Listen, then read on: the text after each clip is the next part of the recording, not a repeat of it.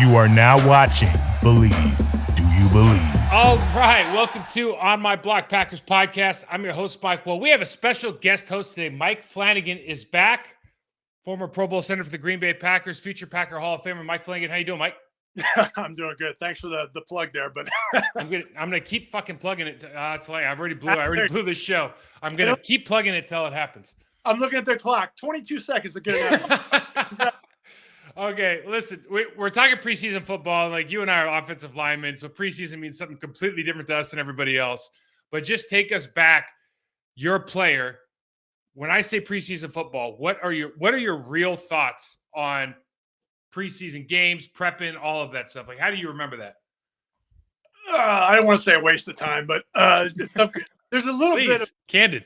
You kind of, yeah. No, I mean, you know how it is, man. You have to get it rolling. You have to have some. You can only simulate playing against another team so much, so you need a little bit of time. But I mean, the need for 4 or 5 games for the younger guys for sure. But the reality is, when you're an older guy and you got a family at home and you're pretty established, last thing I want to do is, no offense to St. Norbert's, but go sleep in a small little dorm. Although you were a hell of a roommate. I was going to say we had some great times there. What are you talking about? We had some great card games. That's some damn funny stories. That's for sure.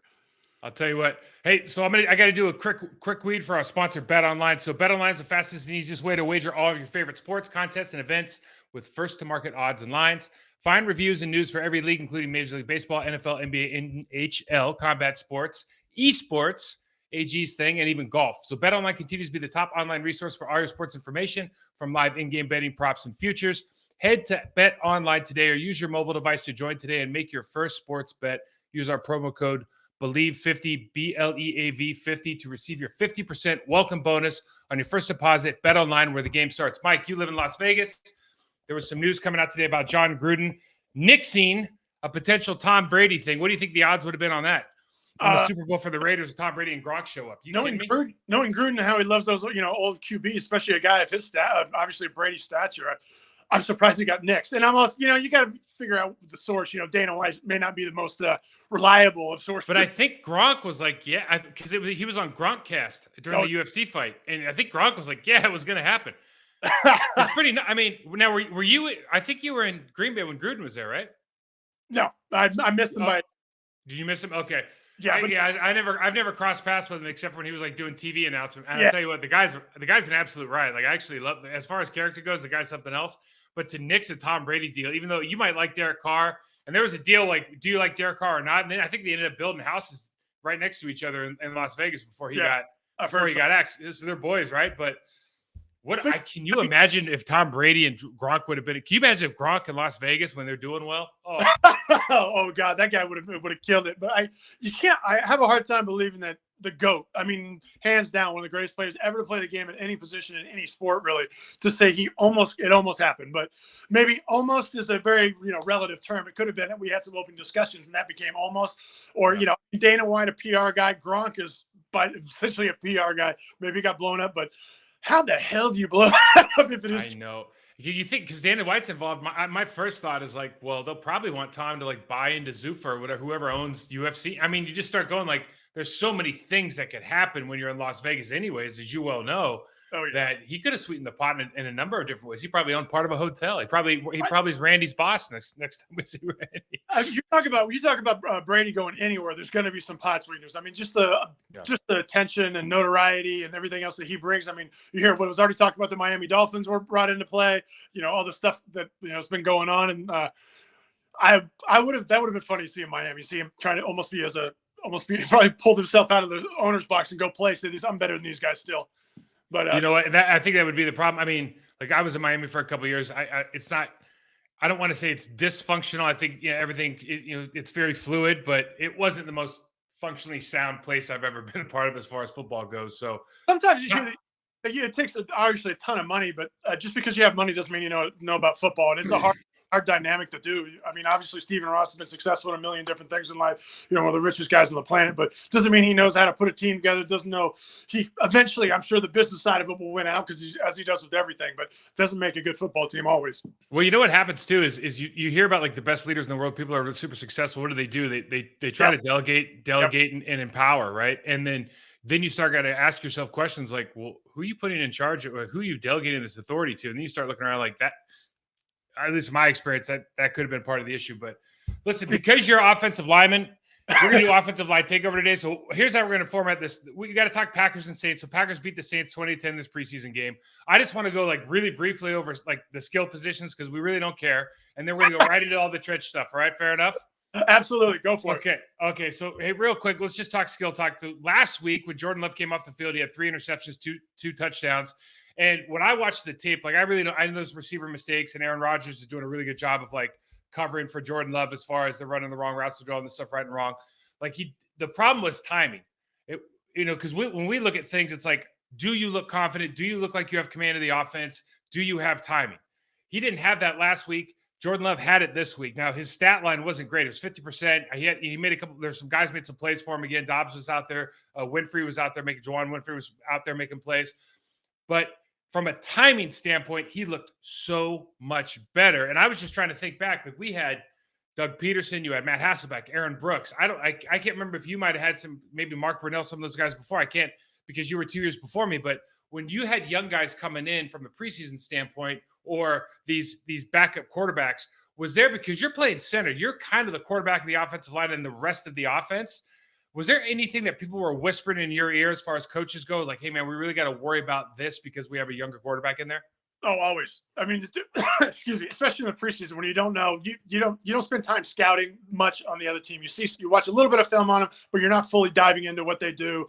And also the coaches do talk beforehand. So whoever was the head coach talking with the other head coach going, hey, just don't blitz us on this situation or don't do this because we know you're going to kill us. So there's always a little bit when you got a younger guy come in, you got to make sure your communication is a little clearer. And that, if there's a little bit of information that you could normally, I wouldn't have to, I mean, like playing with you or playing with Brad or Marco, there's a lot of nonverbal communication that would go on. Yeah. And all of a sudden, two guys, I mean, I felt the next year when you and Marco were gone, there's no more there could be nonverbal communication, but it means I'm talking to myself. The guys next to me have no idea what's going on. So you got to be clear and make sure to enunciate your words very clearly so everybody gets on the same page. But it's just, anytime I had Brett behind me for 5 years, and go ahead and insert a joke right there. But you get accustomed to certain things. You put a new guy in, so things do change up every once in a while. I think I just remember very specifically, I think it was my second preseason game. We were down in Miami. And I was like, we've talked about how bad I was, but I'll never forget Tom Lovat. This is like after Tom and Mike were just like, two deuces to you. We're not playing this year. We're not coaching you. I remember he walked over to you. You were in the game. I felt bad for you, but he walked over. You were in the game. And we were playing against like third string slappies. And coach was like, I don't care what they call you, better go to wall every time. I was like, right there. I was like, man, I really don't know what I'm doing. This is pretty bad. Hey, look, I had a similar thing when we played. Remember, we played in Tokyo that one year, playing in Kansas City. And that was the very first first game I played in after breaking my leg. And this is 2 years later. And I don't think I've had one conversation with Holmgren the whole time I'm there. And we get down to the goal line. I had a holding call or had an offsides call. And then we're on a sweep to the left. I got run over, but it looked like it was a holding thing. Yeah. So I'm coming off the field after it was a touchdown. They got pulled back. Holmgren's following me, mirroring me all the way down the sideline. I'm trying to avoid him. But are you trying to get the dumb F of the year word on your first day back? God damn. I'm like, wow, I really didn't need that one. I mean, you're playing Red Rover on the line, trying to break through the line without Mike in there. That's hilarious. I'm trying to not put my helmet on sideways because the first game I haven't played in so long. Oh no! So I was there when you put your helmet on sideways. So we'll go nostalgic real quick. But Frank Winters, Chewy, and Brett. Let's just say they showed up like 30 minutes before game time. It was against the Oakland Raiders at the time, and they were not in great shape. And no. Frankie had like a personal foul, a holding call, and like a false snap or something like that. And Holmgren's like, "You're out of the game, Flanagan. What? No, you're in, strapped up, ready to go." And Frank, there was another guy there. Deli was there. What? Frank, he was just the first person he saw. And Frank, I just never forget. This is when Frank Winters was legendary to me. Like the second day I was there, he goes, "Can I go home?" My other one I love about Frank is when Holmgren gets after us, like, you got to make that. He goes, oh, you go make that block. I can't make that block. Like, good job. Trying to reach a 3 technique or something, right? Yeah. Oh, man. Only Frank could do that. Or Go ahead. I'm just having Frank flashbacks when they played in Toronto and Brett missed curfew, and so he comes home. He can't go to Brett, so he goes to Frank. What were you doing today? Hey, if it wasn't for me, he would have been 3 hours late instead of 2. Hey, listen. I was trying to. So Dobbs is turning some heads at training camp, and the Juwan Winfrey had a good game, and you start thinking about these young receivers because we don't get to see any of the veteran receivers right now. So everybody's talking about these young receivers and I think you'll be able to add to the offense. I was trying to think back. We had Corey Bradford came in my draft class. I think Driver was the next year, but he was kind of like Corey's guy more than like his own guy at that point. He's like a 5th round draft pick, late guy. Didn't really know he was going to be what he turned out to be. I'm talking about Driver now. Yeah. We had Juwan come in. He was a 1st round draft pick. I'm just trying to remember guys that did anybody ever come in? Maybe it was Bubba. And I know he's a tight end, but did a receiver, a skill guy ever come in where you're like, this guy's going to get it and he's going to get it really fast? Yeah, you know what? I had Ferguson had that. Robert Ferguson had it was more of the persona than anything else. Maybe I bought into the tattoos and the pit bulls a little bit on his arm a little bit too much, but he was very sure of himself. I loved him. Yeah, but no, I mean, receiver, it's funny. Some of those skill positions, you have such a confidence about them, short memory and a lot of confidence. But somebody to come in like really blowing it up. I mean, I know obviously Javon Walker came in, showed a lot of things, knew he'd be pretty good. Ferguson, but no, it's just a hard because you have to get timing with Brady, you have to get timing with Hasselbeck or whoever was, at that point, and that takes a little time to develop. And quarterbacks, sure enough, all it takes is one drop in a situation where he clearly should have caught it. That's all it takes for Aaron to go, well, next time, all things equal, I'm going the other way. So it's what we saw. That's what we saw in the San Fran game. It looks like, at least when we talked in the playoffs last year, when he's kind of had his eyes trained onto Devontae. But I always thought that Bubba, and I know he's playing tight end, but because he could come in, he was a serviceable blocker, a willing blocker early on. He was a red zone target. He made the Pro Bowl, I think, his first 3 years in the league. He was a guy that came in. He was just, University of Miami was kind of tight end U at the time. They had all those guys coming in. He was a guy that I thought really showed up early and often. But I just remember like Driver. I remember the first year Driver was there. You go like, oh, okay, he's a nice guy, and the whole thing. He's kind of got an interesting kind of look, and the way he moves is a little bit different. But I never knew he was going to be as special as he was. No, it's hard. Well, obviously they drafted him in the 7th round. Not many people did. Obviously seeing those guys, knowing, and that's why they have 20 guys watching college, every college practice, every college game, to actually be able to predict that sort of thing. But those are the gems that made Ron Wolf and whoever was, if it was Ron and not Sherm, we drafted. That's what makes them good at what they do. Yeah, Schneider, Dorsey, all those guys. You think about the tree that Ron Wolf has, unbelievable, right? And you hit on a couple of those, man. It's like careers made. It's awesome. Oh yeah, kingmaker. Ron Wolf is a real kingmaker. Yeah.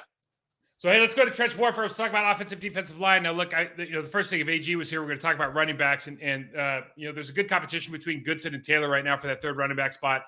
It's super hard when you're looking at this stuff, and I'll just talk offense first. Like when we talk offensive line, we've got our starters in for pretty much the first half, at least into the second quarter of the game, and we're missing Bakhtiari and we're missing Elgin Jenkins, but the guys that would start day one are in the game. And one thing you kind of, I look at least, is like, if our starters are in, we kind of expect to dominate them if their star players aren't in. So they had a couple guys that were playing. They had Kavarius Street from San Francisco was in, Tuttle was in, but like Cam Jordan's not playing, Mario Davis isn't playing.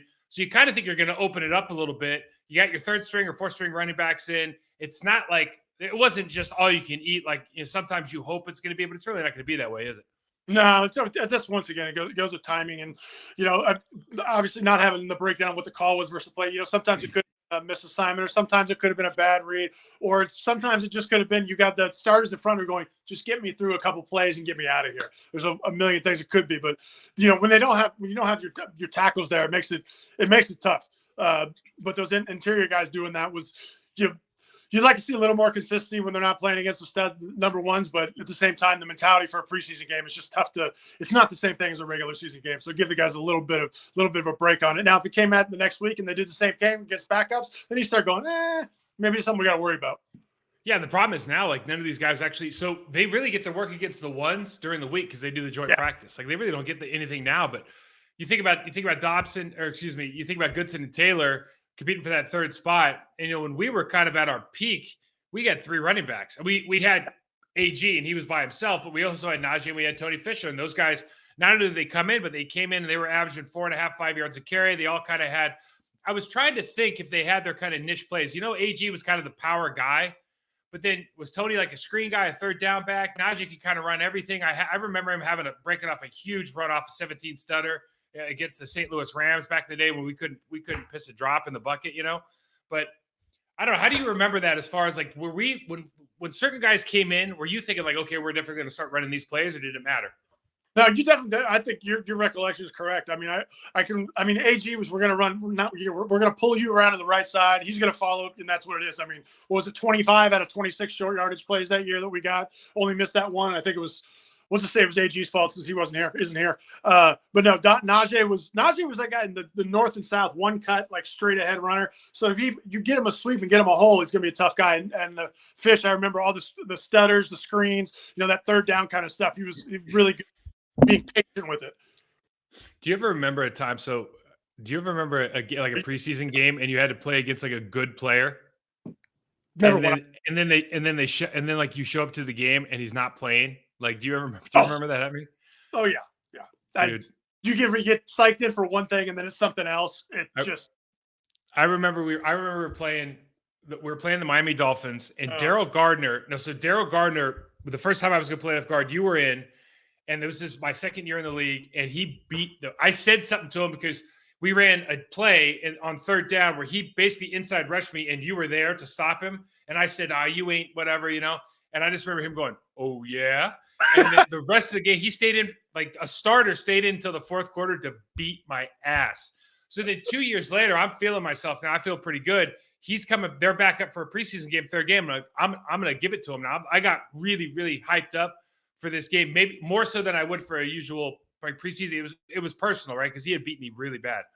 And then something happened that night, and he slept on his bed wrong and hurt his back. He didn't play.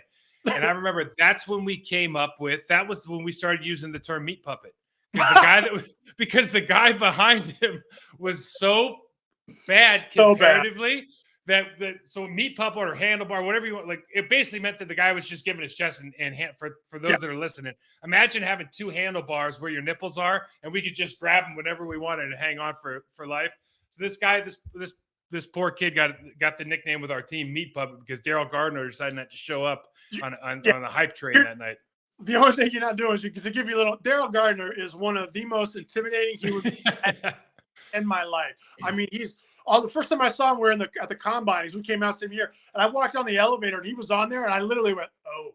And took a step back. He was so scary. I'm just walking in the elevator with the guy. Yeah. But I looked over something about, when he went to Denver, he was there for short term. I don't know if you remember that one, but I look over, got a new tattoo. Holy my God, that's the whole Bible written on his arm.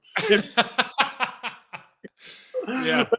310 pounds, 6-pack. You got a problem, Mike. You got a problem. Dude, unbelievable. I mean, that guy was, if there's a freak of nature, that was one of them, that and Spellman. Those 2 guys. Yes. Oh, Spellman. Yeah, that's funny. So, couple observations for this game. Number one, so they moved Royce Newman to right tackle. Okay, they put Jake Hansen in at right guard. I love the way. Just a general statement. I love the way that our offensive line tries to play with extended arms. So when they get into pass part, they punch and extend. They're not, because listen, we know that defensive tackles, defensive ends, they're trying to get into your body. They're trying to get into your elbows and armpits. So if you can play extended, you're giving yourself leverage, you're giving yourself time to recover. And our guys, Jake Hansen does a really good job of playing extended. Royce Newman, he's got to work on his strength a little bit, that play strength. That was something that we came into the season last year, being a rookie out of Ole Miss. Hey, you're going to develop that body. He is developing that body, but it's going to take a little bit longer, I think, to get to that strength where you can really anchor down and not be a liability kind of from that bull rush, especially the right tackle position. And then I think, generally, listen, if you have good pockets early, what are we looking for from an offensive line? You go back into the room, or you go in at halftime with the ones. You go, are you creating good pockets? Is Love have enough time to throw? Yes. Okay, that's probably number 1, 2, and 3. And then 4, are you creating some holes in the running game? It could have been a little bit better. We could have got some movement, a little bit better movement on our double teams. I thought the backside was great, as it has continued to be over the last couple of years. But it's stuff to build on. Zach Tom, I don't know if you've been watching it all, Mike, but Zach Tom was a draft pick this year, I think, out of Wake Forest. He is a phenomenal athlete. He's like a guy who runs like a sub 540. He's 300 pounds. Kid can move, he can bend, he can do it all. They've put him kind of all around the offensive line during training camp. He played right tackle in the second quarter. This is one of those kids that you're like, okay, he can play. He might not be able to play tomorrow, but he can play pretty soon. And there was a whole series where they started running that outside zone, man, and he was literally eating the lunch of this 3 technique. I mean, planted on his back. Oh, dude, put him 7-8 yards behind the line of scrimmage on his back, like 2 or 3 times in a row. Oh, dude, it was so much fun to watch. And like offensive line, that's porn for us, right? Oh my God, you got him 10 yards back behind the line of scrimmage. You dumped him on his ass. Oh my God, here, have ice cream. Like what do you want? Keep eating more. You don't see very often where you guys get rolled over on their back. I mean, it happens, and sometimes you guys dump it off, but it happened multiple times in a row. But getting a 3 tech, that's one of the hardest blocks in football is getting that 3 tech, because all they're supposed to do is stretch and give you the distance and have him. That's pretty impressive. I'm guessing that the guy watching the film on the other side isn't going to have his job for too long, but you get humiliated like that somebody was saying they were playing against the JV team, and I'm like, look, dude, these are first of all, they're grown ass men and they're professional football players, so let's just take it easy. But you don't know if it was second, third, fourth team, because I don't care enough to pay attention to their roster. I was thinking about what the hardest block is on the backside, and like, I'll be interested in your perspective. For me, that inside zone block against a 2-eye where you don't get center help for a guard, and that is a tough. For me, that was a tough block. I'm guessing for you, it's probably harder on the play side, like a reach or something, though. Yeah, especially usually on first center, the snap hand, hooking that guy on your shoulder that way. So you're down a hand and reaching across your body and you lose a lot of power. And the only way to move to the right with the snaps, I got a crossover, and the crossover is where you give a lot so you can get bowed back. But that puts you anytime on an inside run like that, or running away from you, but to the other side, it's hard to get your head inside. They put him there for a reason to make it as difficult as possible. And sure enough, he can either crush the hole or crush you back. And so I like the idea now to see guys, especially do it in Green Bay more, so chip off to the backside and use that to push the other way. Having the center give a little help there. So the 3 technique ricochet off, yeah. But yeah, you know what the hardest thing too is, like we always talk technical now, but like I even saw this today. I was watching a practice, and you ever you're trying to run like as outside or mid zone, and you get your head across, and you feel like you have leverage. So what do? You start turning your whole body back. Then they play over the top and beat you. Like that's still like it's the most, when you watch it on tape, it's like the most obvious thing in the world. But when you're in the middle of it, man, it's really hard to stay on that, like on those railroad tracks. It's hard to stay on that track, even if you think you have the guy leverage, because you think he's going to get pushed across. So you're trying to fight against him. Like when it looks good, or when it looks good on tape, you're like, oh, this is easy. But it's really hard. Well, that's the thing. I mean, you don't see the same thing that AG or whoever the running back is. You don't know exactly what he sees, but you think you get that edge. You're supposed to get him hooked like that, and then all of a sudden he cuts back into the hook. Well, it's because the receiver didn't come down on the block, so that guy's running free, so he's running away from him, runs into. Hey, I did my thing right. Why didn't that go? It's a little gotta worry about, check that team mentality a little bit. I got my guy. Yeah, and at the same time, that is kind of the toughest thing about the sport, because like, I remember when we were like 1-5, and we had just lost to the Titans. Remember that one year we were really bad? We ended up making the playoffs. But I remember that, somebody asked me, like, what are you going to do to get better? And I just kind of was like quiet for a minute. I'm like, I don't think I'm playing that bad. Like, I think it's going to come around. You know what I mean? Like, I don't really think I don't know what's happening. It's not working, but you can't really figure out why. Like, you're winning your individual matchups, but collectively we're not winning our collective matchups. It's a weird deal. But it's a team sport. Like you said, 11 people, 22 on the field, refs, grass, weather, all of it, man. Well, you got, as you said, you got 11 guys in the field, 10 do their job perfectly. Still doesn't mean it's not an interception or a sack or a tackle for loss or a touchdown for that matter. It's just that's part of the fun of team sports is, relying on everybody else and really try to come together and do it together. Try to explain that didn't work. I tell you what, the hard part is, like, so the first unit goes out, they bring in 2 guys, so they get rid of Myers and JRJ, they bring some new guys in, and like Jordan Love takes a sack. Offensive lineman, he took a sack on one of them. He held on. Yeah, he held on too long. He's scrambling when he doesn't need to. The pocket didn't collapse, and then he took a sack on the next play. And so, like, you drop your 2 best guys, the new guys come in, kid takes 2 sacks in a row, and you're just going, like, we've been there, man. You know how bad you get back on the sidelines, you're just like, well, it ain't gonna be a good night tonight. You better call mom and see what's for dinner. No? Check that ego at the door and develop some thick skin real quick. So, dude. Hey, listen, Bakhtiari's coming back. He got off PIP. He's a 5-time All-Pro. I mean, the guy's, arguably the best offensive lineman the Green Bay Packers have had in the last 50 years, right? I mean, the guy's amazing. Because we were all like, we look at our ages when we came into the league and kind of where we all are. You and Marco were a couple years older, but really we're kind of all in the same boat, right? Yeah. So it wasn't like, it's like Bakhtiari comes back, and I think like, oh my God, I think the influence that he can have as a force multiplier for the young guys and his professionalism, and just like he's all, it's like I don't really even know how to say it. It would be like if, I played with Walter Jones. When Walter Jones walked in at practice, all of a sudden everyone would be like, "Oh, that's how it's supposed to look every time." You know what I mean? Have you ever had anybody like that where you're just like, "Oh, well, that's what it's supposed to look like every time"? I don't know if it wasn't really like that for us. Well, there was time. Remember when? Obviously Favre's that kind of guy, but you can tell like when he come in practice, it was live, it was real, it was legit. Like all of a sudden, we're really working. Where before, like, wow, Brad will get it. But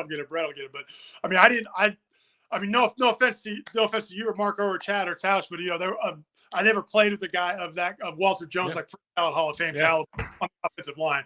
Obviously, on the other side of the ball, I saw Reggie. There's a perfect example. Reggie was practice, going through the motions, all of a sudden he comes into a game like, oh yeah, we got this now. But yeah, that was one of the funniest guys in the world. Too young, but great guy. Yeah, no, it really was. Let's switch over to the defense, man. And we drafted Quay Walker with our first pick, and a lot of people, it was controversial, whatever. I mean, it's Goody knows what he's doing, obviously better than you and I do sitting on these microphones. But I'll keep talking while this thing dies out on me. Sometimes listen, this is part of the joy of being on a podcast. Is sometimes the cameras don't work like it's supposed to. But Chris Barnes is a guy that got drafted. He's a UCLA guy. Got drafted a couple of years ago. Started almost immediately and has played really well for this team. So they draft Quay, and you start going, listen, from a physical standpoint, this Georgia linebacker can really do some unique things. But Chris Barnes, Isaiah McDuffie, they're both showing out in the preseason. And Quay Walker's one of those guys. He kind of reminds me of Nick Barnett in that he's coming in. I don't know if he's light or he plays light, but he doesn't take on downhill blocks very well. He can't get off linemen. So he's one of those guys that's kind of like making tackles 10, 12 yards down the field. And I just don't know, for me, like I want the guy in the game that can stuff the run, for a 2-yard gain or no gain or get, 2-yard loss. But when you remember, I was just trying to think of like Nick Barnett's first season. I think he came in, and linebackers were bigger back then. So I think he was like 230 or 235. Like, do you remember? I mean, I remember my reaction when they put him at middle linebacker. Do you remember what you thought? And I haven't said all this. Nick was a hell of a good player. Yeah. It turned out to be a great pro. But yeah, no, Nick was, could clearly sideline to sideline it, but coming downhill was not what. I think once or twice he caught me off guard coming downhill because you get so used to him being so fast and running around all over the field. If I didn't take like perfect steps to get out on a sweep or something, I'd know. But yeah, he wasn't going to be a downhill guy. But then every once in a while, as he, as the swagger got better, he became a more proven player. He'd come downhill and pop you every once in a while when you weren't ready for it. But yeah, no, he was. At the time, I remember thinking he was more of a glorified safety, which didn't give him enough credit for what he did over the course of his career. But at the beginning, that's kind of what I thought. So he was still learning, and you could get him on the edge, and he wouldn't come downhill. He was dropping before he was coming down. So it's just those things. You got like that. He'll be okay in the future. He got really good, really fast. Yeah, and he put on some pounds too. And I look at Quay Walker. Like the guy certainly has a skill set. It's obvious. But you got to. I mean, if you can't stack and shed in this league, man, it's gonna be tough because guys will find you out. And one thing I think that offensive coordinators are doing a better job now, if you look at the last couple of years, is like it's not just going to be about their schemes, and I'm not going to change for anybody. I'm going to find the worst person on your team, and I'm going to exploit them. And if you're the worst person in the run game, like, hey, guess what, buddy? We're going right at you every time until you prove you can get off my guard. Well, that's what coaches. That's what we did when you and I would break down film. We look for who's the meat puppet, who's where do we can go at it, and that is, I mean, the great and bad of NFL is that you'll get exposed, good and bad, either way, and it's not going to take long to figure out. I mean, I remember that whole when Beck when he found that when we were playing against Tampa and they'd get into that wide 9, then we knew that meant they were coming this way, and we saw it twice in the game. It was 2 touchdowns, I think. It was 60-yard. Oh yeah, that big game down in Tampa. I remember that. Yeah, I remember it well. It was 98 handoff solid, right? 98 handoffs. Yep. anything you get, any little bit of information like that, it's just, I mean, when I talk about going from the layman going from a 9 to a wide 9 or to a 7 or a wide 7, whatever it was, just that little bit. You're talking about where the guy on the end of the line moves the stance 6 inches to the left or 6 inches to the right. We know that play. When it comes, everybody's rolling that way. They're slanting against it. We're going, where do we go? Sort of thing, you know?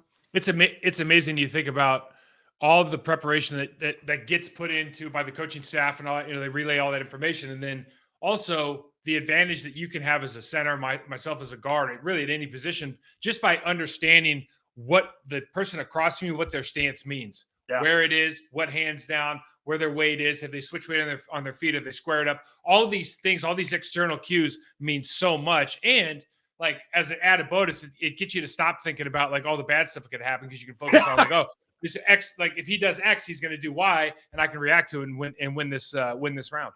Yeah, no, but that's the difference between winning and losing in this league. Is that you find that little bit of information and you exploit it as long and as hard as you can. And if you can't fix it, it's going to keep coming. There's no. I remember Don had said, they always bring that fuck the safety down weak, and the second Nile would go from an A gap to on my shoulder, we'd know what it was. I mean, before the safety even came down. So calling that, I remember telling that to Ed halfway through training camp. He said, have you done this the whole camp? And yeah. He goes, well, that explains a lot. It just kind of walks away. But, you figure, it's your own guys, and I know I'm going to see it that many times. But it's just a bunch of PE majors like running around out there with whistles and and coaching us, man. It's unbelievable. You knew that the whole time? Well, yeah. Ed, I graduated from UCLA. I got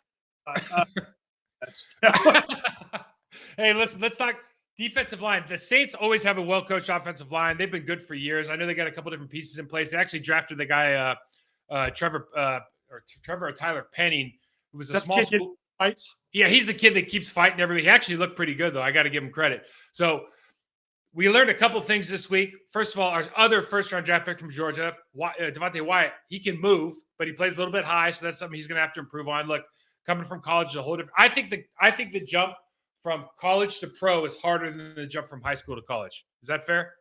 At least that's probably because where I played. That's probably because where I played. Well, yeah, sure. I mean, the Naval Academy, when you guys were wing T, weren't you? Yeah, way to bring that into. The speed of the game, and you're high. If you're a high lineman playing high, not in the marijuana sense, but that'll definitely. It definitely it can make you irrelevant real fast, because the low guy always wins. But the jump from high school, that's just you're 17 and 18, still turning into something else, and everybody's still in your age group. Now you're playing against real men, man strength, as we call it. Daddy strength. Yep. Yeah. So, but that jump. So, there's another jump to take it from playing in the NFL to being good in the NFL. You're absolutely right. God, I feel like it's funny when you look back, you go, man, I literally tripped on every step. That's great. Yeah, exactly. So I tried to get fired at every level. No one would do it. I know. Gee, it's unbelievable. So we drafted the speedster pass rusher, Kingsley Edigbari, and this kid shows up. He didn't really show up on the film last week. This week he does show up. He beats that kid. He beats Penning twice for pressures. He gives one of those ghost Von Miller pass rushes on the other side. The right, I don't even know the right tackle's name, man, but I'm telling you, he literally fell on the ground. He whiffs and we have a problem outside of, you got Preston Smith and Rashawn Gary at outside linebacker. The guys that are backing them up have not really delivered. They didn't deliver last year. I know there was a lot of talk about drafting a guy this year at outside linebacker to back up those or to be a rotational player. This kid needs to go into the second string lineup right now, because he's just got some sauce to him, man, on the pass rush side. We can teach him all the other stuff that has to do with the run game and playing the edge and making the cues. But if a kid can pass rush, it's like Kabir, man. Get him on the field. Find a way to get him on the field and make it fast. If you can do one thing really well, and that's if you got that fast first step coming off the edge, it's hard. That's about the most challenging thing there is, because as you get farther away from the ball from guard to tackle, the athletic skills of your opponent become exponentially better. The big fat guys that can hold their spot. You paid Bowens and Derek Gardner got $5 million a year just to make sure you didn't move. They grab on both of you, hold you tight, and that was all they had to do to let Zach Thomas run free. I used to remember we used to play tractor trailer and Keith Washington in Chicago, and they would just be doing the centipede and stuff like before the game, because they didn't work on pass rush. What pass rush moves? They didn't care at all. I'm going to be right here every play. I'm not going anywhere. I actually got to hang out with Truck for a little while at a charity thing in Oklahoma a couple years ago, and he's like, yeah, what second I knew you were coming back, I wasn't going anywhere. All I was supposed to do was make sure you didn't push me. And he looked at me like you were going to push me anywhere. I knew Mike was going. We were just there to do our job, just basically just hold up and make sure I'm not moving. Okay. He said, I get paid not to move. What do you want? Like, good God. Best thing about that guy, side note, is he played linebacker in college. He ran like a sub-5. Like, he was pretty. Was he like? Yeah, he was like a All-American, and was the first round played for Broncos first, right? As a linebacker. Yeah, man. He just decided he loves pancakes, I guess. I don't know, man. Oh man. Oh, that cat is he was so big. I was after we've been retired a few years. He had to be close to 400 pounds. I mean, that's not. Listen, I remember hitting Ted Washington. I remember playing Chicago. And, Blue 80 Bloody said hi. And you guys were sliding to the right. So I got Ted by myself. And I remember I punched him like 4 times. And he's like, hey, man. He goes, hey, man, you can stop punching me. Like, the play is over. And I couldn't see around him. So I didn't know the ball was gone. I literally, it was like when they make a fat guy sleeping with his wife, and this is what it looks like from the back. It's like, sticking out. Like, dude, that's what I look like. It was terrible. I still remember watching when we were playing in Chicago. We're watching from the end zone film, and Ted, we're coming towards the camera. Ted's in a point stand, so all you see is his butt, and we only have 4 linemen because you cannot behind him. All you see is both cheeks and his cleats. It's like, my God! I mean, you literally you could not see me so big. I mean, it's 400 pounds. I mean, 6'7", 400 pounds, and you're 100 pounds lighter and maybe about the same height. Hey, let me ask you this: what kind of defensive line gave you the most trouble? First of all, were you more nervous in the run or the pass? Because you had. I always tell people you have the best hands in the business, right? So pass pro, you almost pissed me off because I was like, man, pass pro so easy for you because your hands are so good. But like, what players gave you trouble? And was it harder for you in the run game or the pass game? Chris Jenkins and all over the place. That guy you went down to Carolina, you saw him every day, but that guy and Hainsworth when he wanted to play. There's the big guy, two same bodies, but tall, long arms, 330 pounds, explosive. I remember last time I played against Hainsworth in Tennessee, it was a block.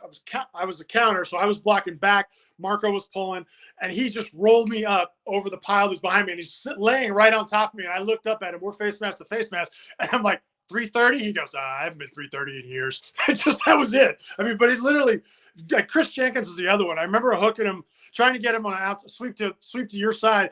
I get on the edge, and you can just see him. It almost looks like film, like he's just biding his time. Then he goes, oh, there's the ball. Picks me up, throws me off the screen, and that was it. It was like a cartoon.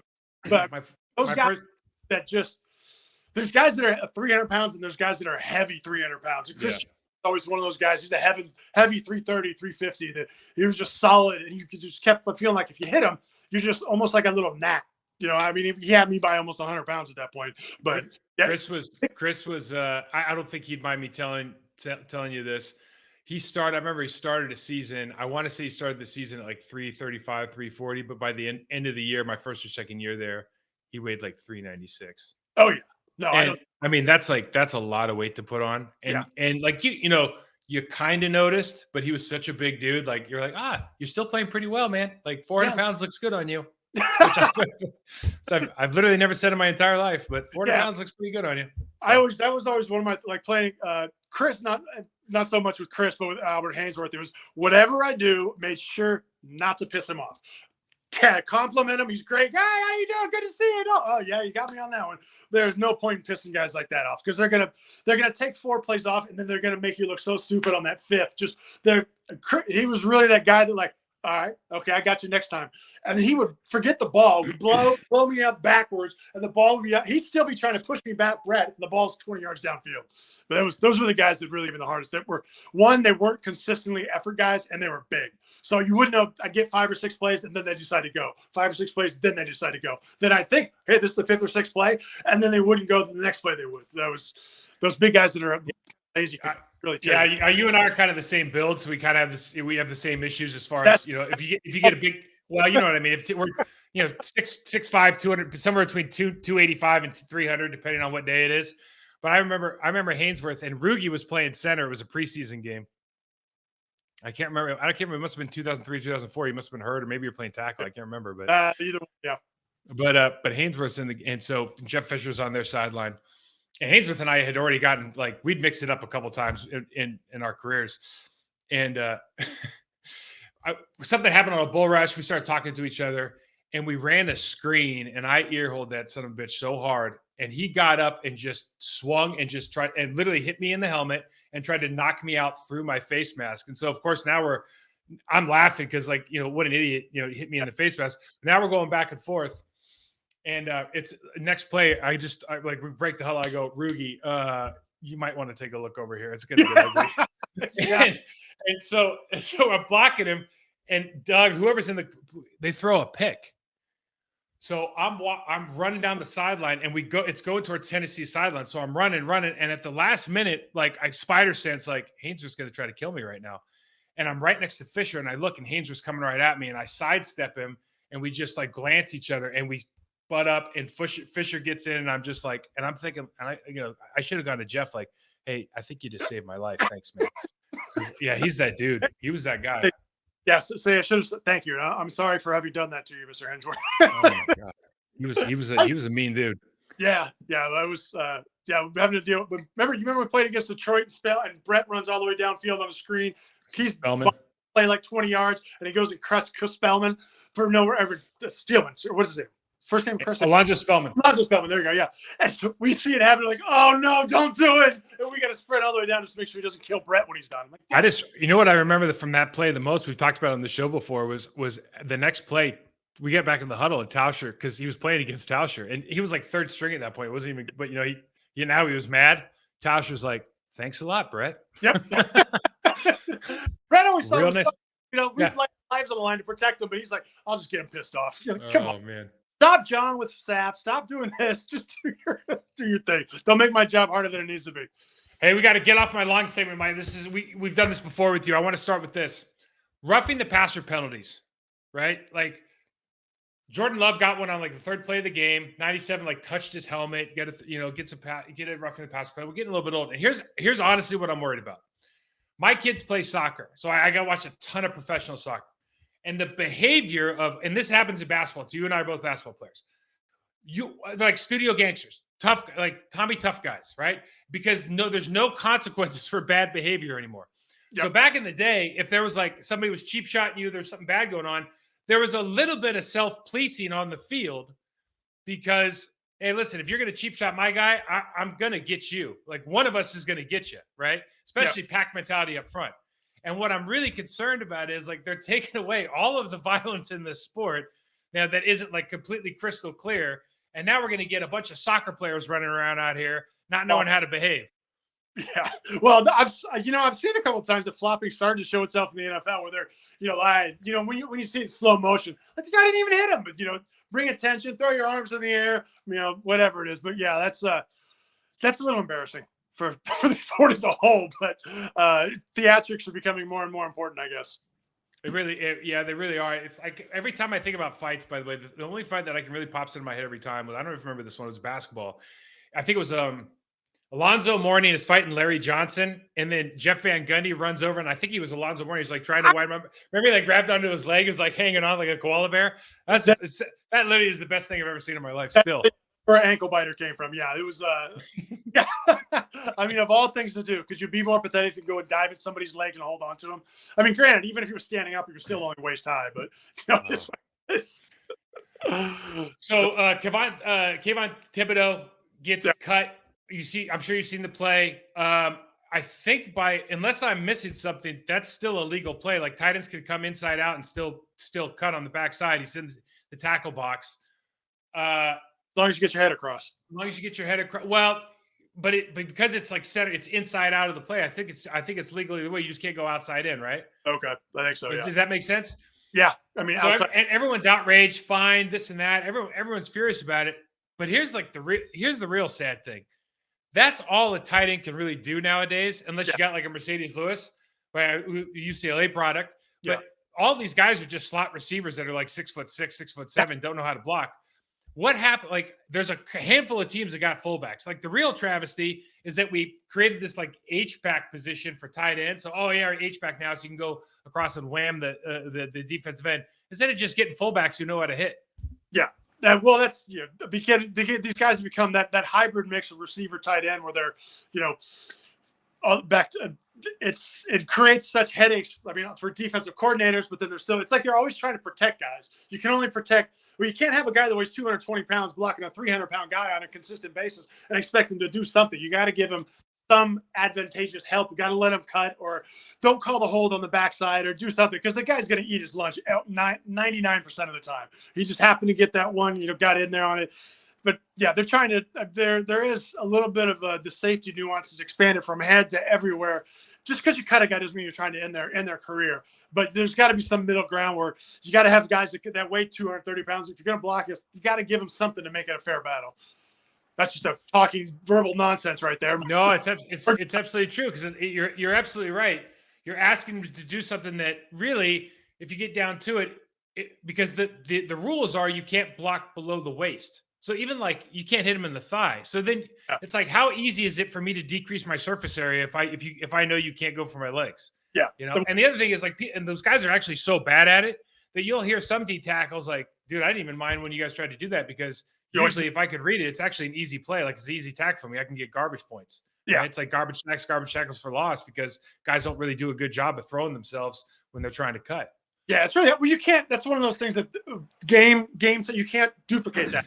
And so getting that actual practice playing against guys who they don't know whether it's high or it's low, and you need to how to play off that. It's a thing you don't want to do against your own guys, because you could hurt them in practice. So therefore it's a blocking technique that isn't frequently used and not done well, since you don't have time to practice. So it's something you're like, yeah, just get on the inside, just go ahead and cut him. Well, go ahead and cut him. The guy's moving, all over the place. But it's infrequently used, so nobody's really good at it. And usually when you're not good at it, either means you're going to whiff or you're going to hurt somebody. Because, hey, in honor of this offensive line takeover, and I know you got to go. Our last thing here, I have a hero of the week.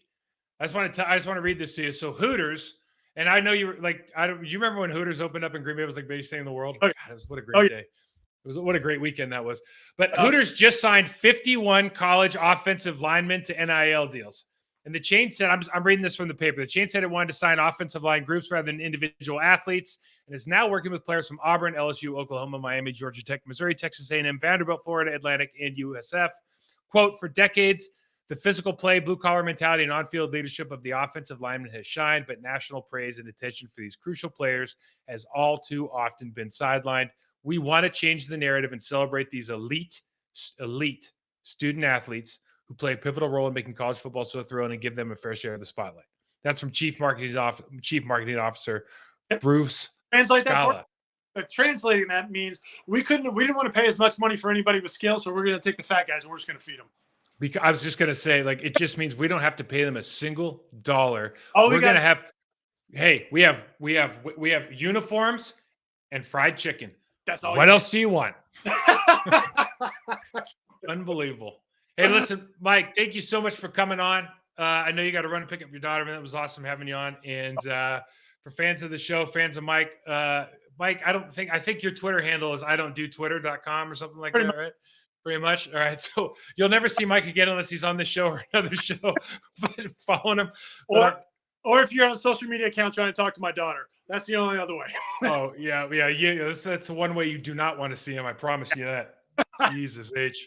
Well, listen, Mike, thanks for being on, man. We'll talk to you soon, huh? All right. Thanks, Mike. Talk to you soon. See ya.